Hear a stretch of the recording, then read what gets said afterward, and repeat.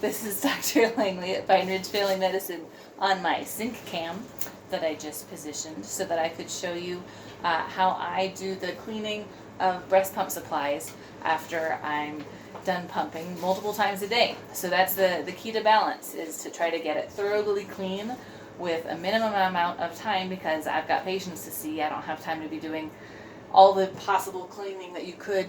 And also, especially when it comes to the little valves or the little duckbill looking things that pumps have in order to create the suction, those can be really delicate, so you don't want to be scrubbing them with brushes every single day, because you can make holes in them, so then they're not going to generate suction, so that destroys the whole point of the breast pump. So this is for a full-term baby who's healthy and doing well. If you've got a preterm baby, some other conditions going on with baby, then you really want to make sure that you're sterilizing all the pump parts every single time. They make cool microwave bags and microwave plastic containers.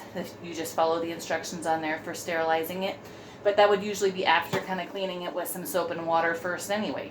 So start out with this, then follow the instructions on the bag or the container for the microwave, and follow those so that you can get it adequately cleaned for your more at-risk baby.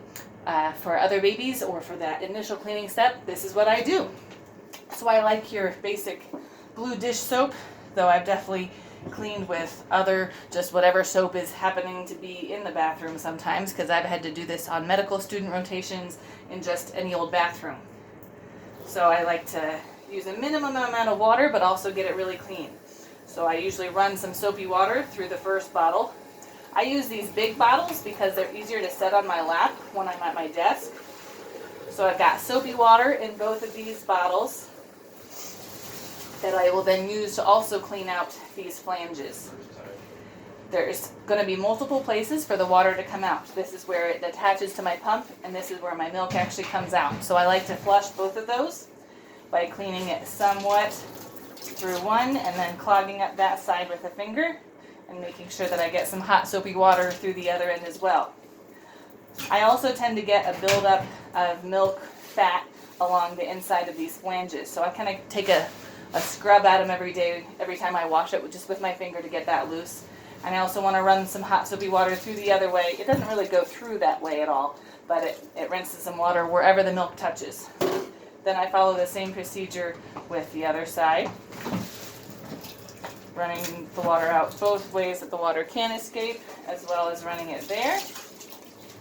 And again, trying to scrub out any collected fat there. So then I start rinsing. I just use a tiny drop of blue soap because it really doesn't take much. I just want to make sure that the obvious grossness is cleaned out. It doesn't need to be completely sterile. It just needs to be thoroughly soaped a little bit. So now I'm doing the same basic procedure. I'll fill both of these up with some hot water. Sometimes I have trouble with getting the soap rinsed all clean, and I also don't want that. So towards the top of the bottle, when it starts collecting the soap, I'll let it run over. And I feel like that cleans out the soap much faster than any other method I've found. And then I add that hot soapy water to run through both. Same thing I did last time. Make sure I'm scrubbing out all those little parts. And I can get pretty fast at this, so I can do it just in a couple minutes. So it's not taking up too much of my pumping time. I'll let these air dry in between pumping sessions. And sometimes I'll pull out the valves so that they can get even more air through them. And then ideally every night I take them home and run them through my dishwasher to get them extra clean. Sometimes I'm not able to do that, so I just leave them out to air dry overnight.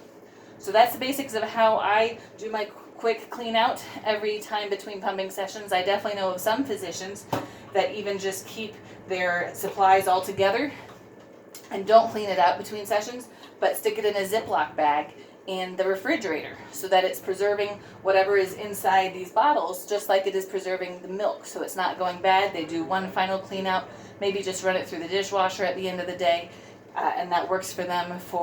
That's a great way to minimize any cleanup time and also be able to make sure your baby's milk is safe.